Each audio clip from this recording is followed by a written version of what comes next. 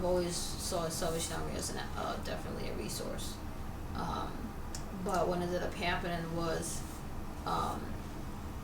in 2019, my mom had crossed over from COVID in February, and then late that month we were being evicted from our apartment, and then the month after that the pandemic came in, and so the landlord was not willing to work with us.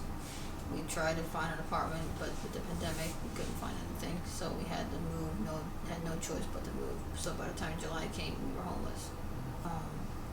But again, we came down here with little money because we were trusting God that He would take care of us when we got down here. So we just kind of packed up and left. But we bounced from an Airbnb to a hotel. We called up the coordinated entry, which we were doing up in our own state, so we found out they had one down here. They told us that there were some shelters that we could talk to and call, so one of them was Center of Hope, but it was only for a women's shelter, so they gave us information for a men's shelter. So I tried to find one that was close to the area, to where I was at. So then we ended up taking the last $40 in our pocket. That was enough to get a taxi cab to the shelter and him to the other shelter.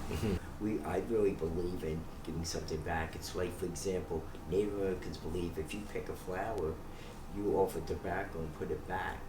You're not being greedy in God's eyes or Jesus Christ's eyes, because He gave so much.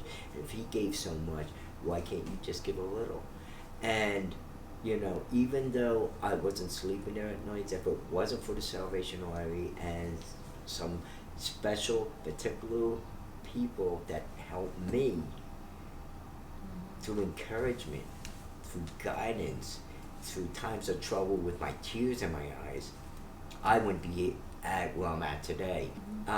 If it wasn't for the Salvation Army, my wife and I wouldn't be sitting with each other to this day. Well, that's what it means to us, because there was a lot of struggles.